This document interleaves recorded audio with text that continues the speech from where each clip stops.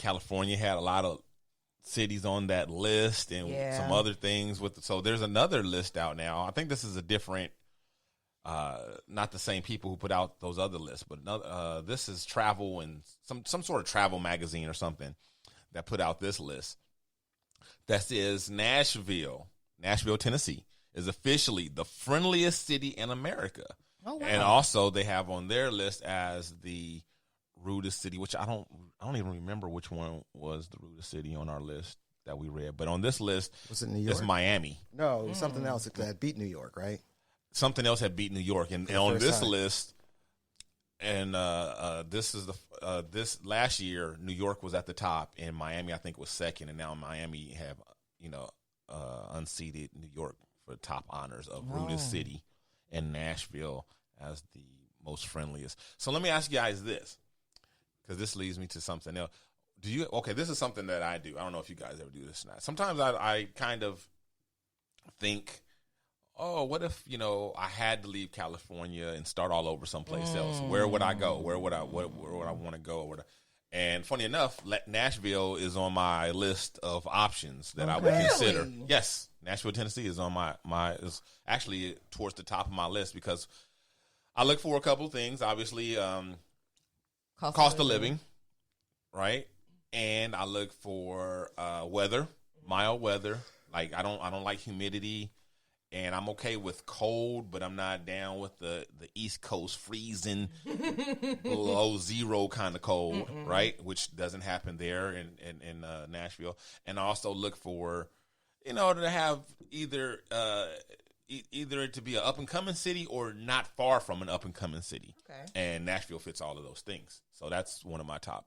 Do you guys have any cities like that on your list, or do you ever think about things like that? Like if you had to move, where what place do you think you would be interested in? For me, it would definitely have to be a beach city. Okay. I don't even think it would be in America. Like if I had to be honest, I would just leave America altogether. Wow. Yeah, I would. But if I was gonna stay here and not change my name and run from the government, it would be probably somewhere in Florida or so much humidity. Yeah. Or Florida or New York, but it gets cold there. But I've never lived in the snow, so I don't know how I would like it, but I don't think I would. Mm-hmm. So I'm buckling down, and I'm gonna say Atlanta. Okay. Atlanta, right there.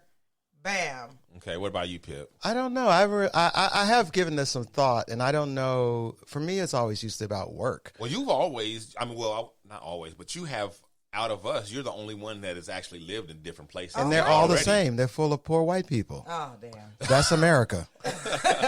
I like Washington State. Okay.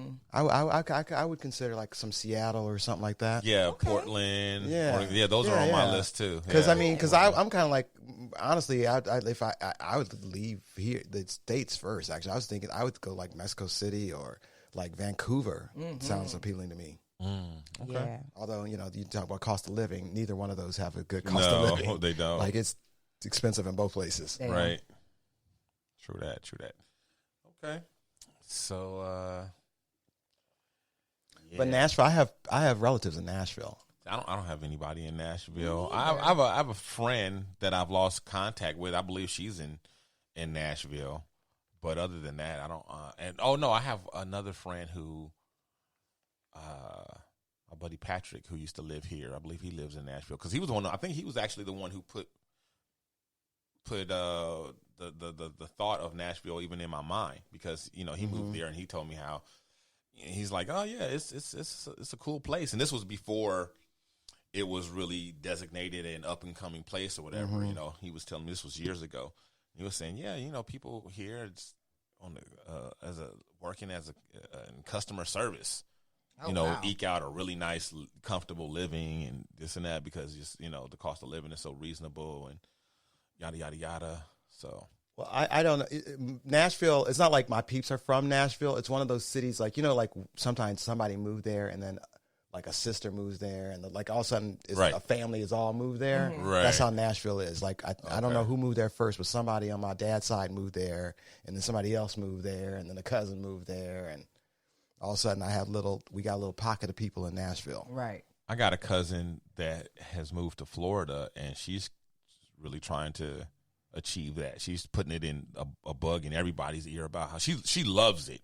The part of Florida that she's in, she absolutely loves it, and she's been campaigning to get other family to move out there with her. Is she on the east side or the west side? I couldn't tell you.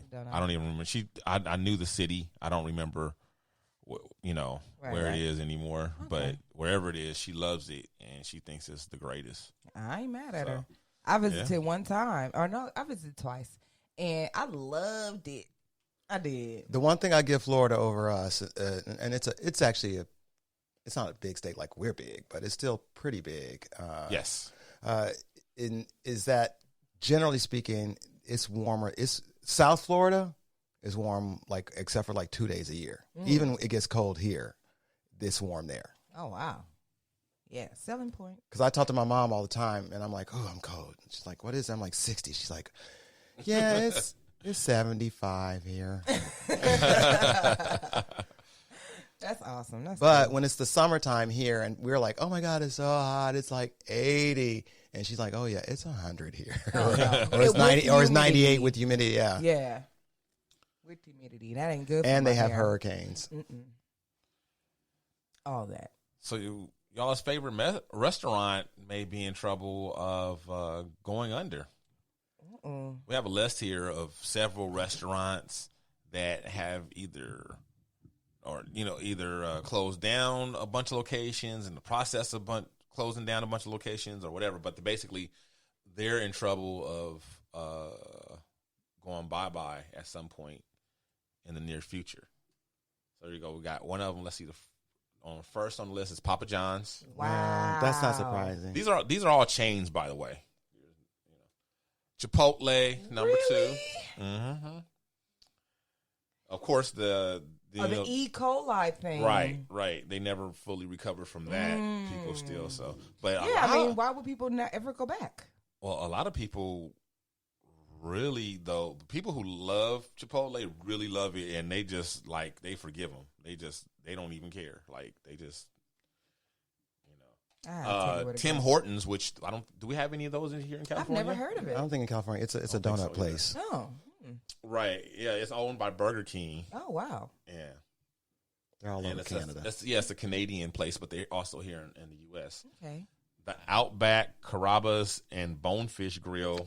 Do you know I've never been to any of those restaurants? What? I've never had a bloomin' onion. Oh, you haven't lived. I've had a bloomin' onion, but I think it was from like Applebee's. I was going to say I had one at Applebee's, yeah. Yeah, but I've never been to any of these places either.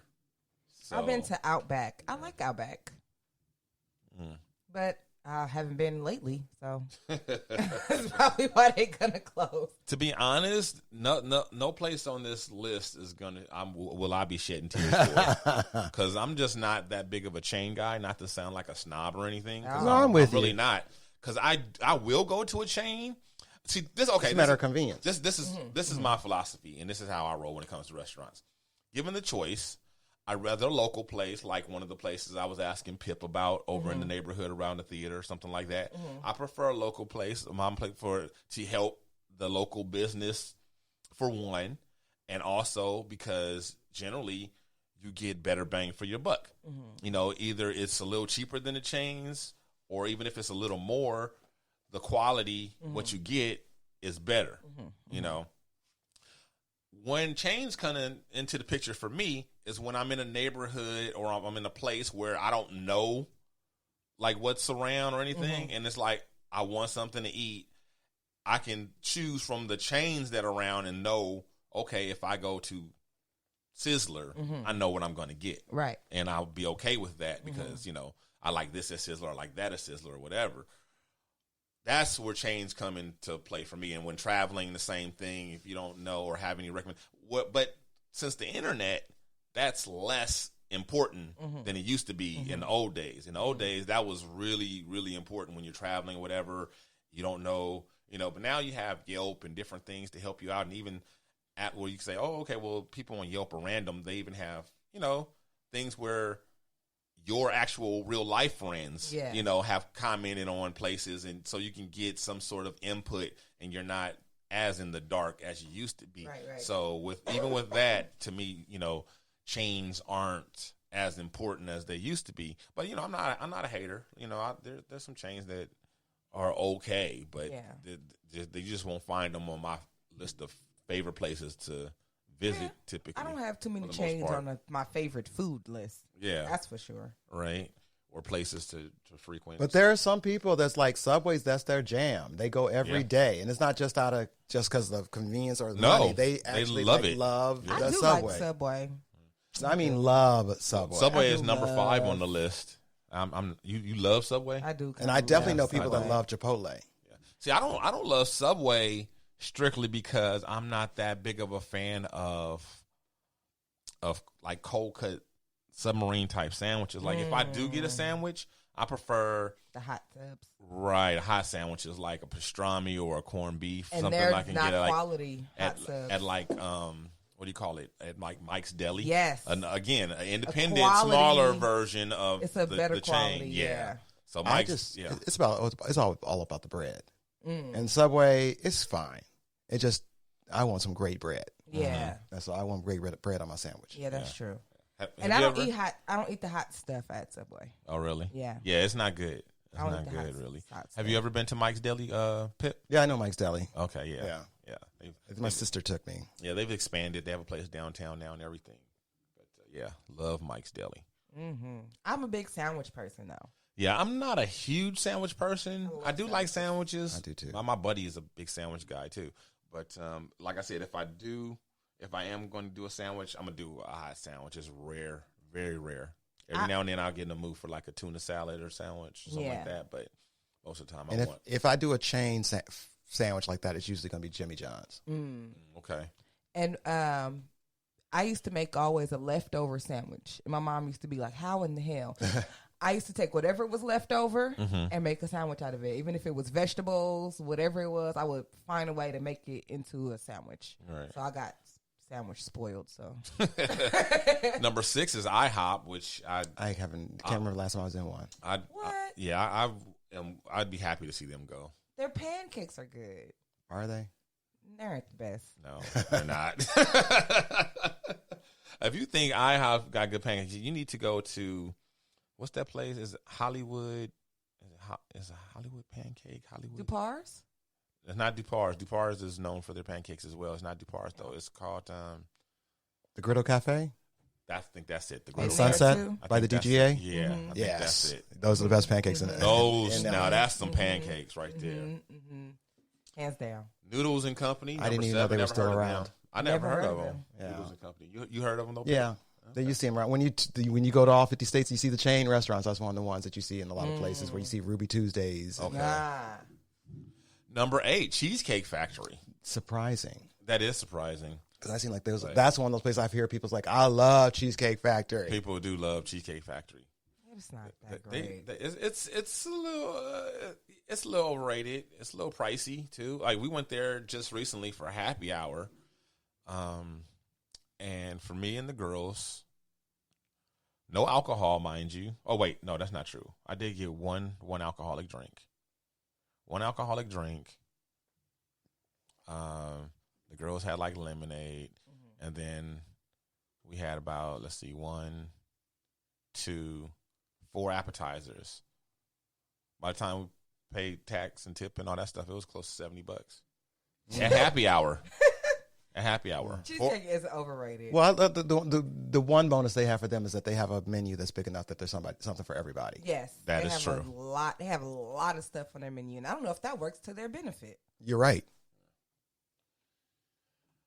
Now, this is a place that I've been wanting to try because my sister loves this place, and we were supposed to go years ago, and we never did make it. Number 9 is Joe's Crab Shack. I've never been to one either, and I love crab, and I love My sister loves this place. Idea. And she's been saying that she's going to take me here forever and never have. I'm bringing up to me like, hey, Joe's is about to go out of business. You better hurry up and take me. Right? Joe's is okay. Boiling crabs though.